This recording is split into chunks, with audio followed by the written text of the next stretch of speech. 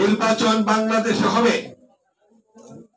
অন্তর্বর্তীকালীন সরকারের প্রধান উপদেষ্টা তিনি ঘোষণা করেছেন 26 সালের ফেব্রুয়ারির প্রথমার্ধে নির্বাচন হবে। এই নির্বাচন ইনশাল্লাহ হবে এবং এই নির্বাচনে বাংলাদেশে এসে ভারপ্রাপ্ত চেয়ারম্যান তারেক রহমান এই নির্বাচনে অংশগ্রহণ করবেন এবং নির্বাচনের প্রচারণায় তিনি থাকবেন বাংলাদেশে ইনশাআল্লাহ। আপনারা দেখবেন যে তারেক রহমান যে কথাগুলি বলেছিল সেই কথাগুলি সত্য হয়েছিল। যেমন দুই একটা এক্সাম্পল দেবো আমি। তিনি বলেছিলেন দেশ যাবে কোন পথে, ফয়সালা হবে রাজপথে। কথাটি চিন্তা করে দেখবেন আপনারা কিভাবে 52 ভাষা আন্দোলন, মায়ের ভাষা প্রতিষ্ঠার জন্য সালাম বরকত রফিক রক্ত দিয়েছে, রাজপথে ফয়সালা হয়েছে তাদের রক্তের বিনিময়ে। 62 শিক্ষা আন্দোলন, ওয়াজুল্লাহ বাবুরের রক্তের বিনিময়ে সেদিন শিক্ষার অধিকার আমরা পেয়েছিলাম, রাজপথে ফয়সালা হয়েছে। 69 গণঅভ্যুত্থান, শহীদ আসাদের রক্তের বিনিময়ে আমরা সফল গণঅভ্যুত্থান পেয়েছিলাম, রাজপথে ফয়সালা হয়েছে। আপনারা দেখেছেন 71 মুক্তিযুদ্ধ, রাজপথে ফয়সালা হয়েছে লক্ষ লক্ষ শহীদের রক্তের বিনিময়ে। আপনারা দেখেছেন 90 স্বৈরাচার বিরোধী গণতান্ত্রিক আন্দোলন, জিহাদ ডাক্তার মিলনের রক্তের বিনিময়ে রাজপথে ফয়সালা হয়েছে, আমরা গণতন্ত্র পেয়েছি।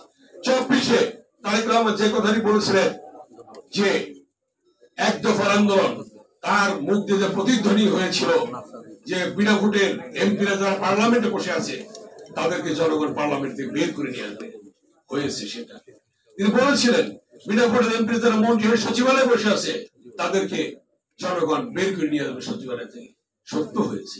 তারপরে যদি বিনা ভোটের সরকার ফ্যাসিস্ট খুনি শেখ হাসিনা পদত্যাগ না করে গণভবন থেকে জনগণ তাকে বের করে নিয়ে আসবে, ফয়সালা হয়েছে, সত্য হয়েছে, রাজপথে ফয়সালা হয়েছে এবং সেই বিনা ভোটের ফ্যাসিস্ট খুনি শেখ হাসিনাকে তাকে গণভবন থেকে জনগণ বের করে নিয়েছে।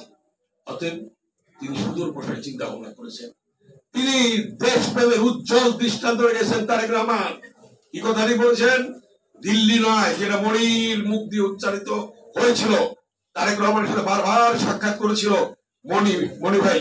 এই মনি ভাইকে নিয়ে আমি তারেক রহমানের সাথে বারবার সাক্ষাৎ করিয়ে দিয়েছি, কথা বলেছি। সেই কথাটি উচ্চারিত হয়েছে তারেক রহমানের মুখ দিয়ে, দিল্লি নয়, পিন্ডি নয়, নয় অন্য কোনো দেশ, সবার আগে বাংলাদেশ। দেশপ্রেমের উজ্জ্বল দৃষ্টান্ত রেখেছেন তারেক রহমান, সবার আগে বাংলাদেশ, আর কোনো কথা নেই। যে কথাটি বলেছিলেন দেশটিতে বেগম খালেদা জিয়া, যে আমি অন্য কোন দেশে যাব না, আমি বাংলাদেশে জন্মগ্রহণ করেছি, বাংলাদেশই থাকবো। তারপরে তার উপর নির্যাতন চলে আসলো। 6টি বছর তাকে জেলে রাখা হয়েছে বিনা দোষে। বেগম খালেদা জিয়া জেল খেটেছে, তাকে অসুস্থ করে ফেলেছে, তাকে হত্যার উদ্দেশ্য ছিল। আওয়ামী লীগের সন্ন্যাপান্না গুন্ডারা বিভিন্ন দেশে গিয়ে চিকিৎসা নেয়। 3বারের প্রধানমন্ত্রী, সেক্টর কমান্ডারের স্ত্রী, বীরুত্তমের স্ত্রী, বাংলাদেশের প্রথম রাষ্ট্রপতির স্ত্রী, রণাঙ্গনের মুক্তিযোদ্ধা, জেড ফোর্সের জিয়াউর রহমানের স্ত্রী, অধিনায়ক জিয়াউর রহমান, সেই সেনা প্রধানের স্ত্রী, তার স্ত্রী, 3বারের প্রধানমন্ত্রী বেগম খালেদা জিয়া বিদেশে চিকিৎসা যেতে পারেন না। আজকে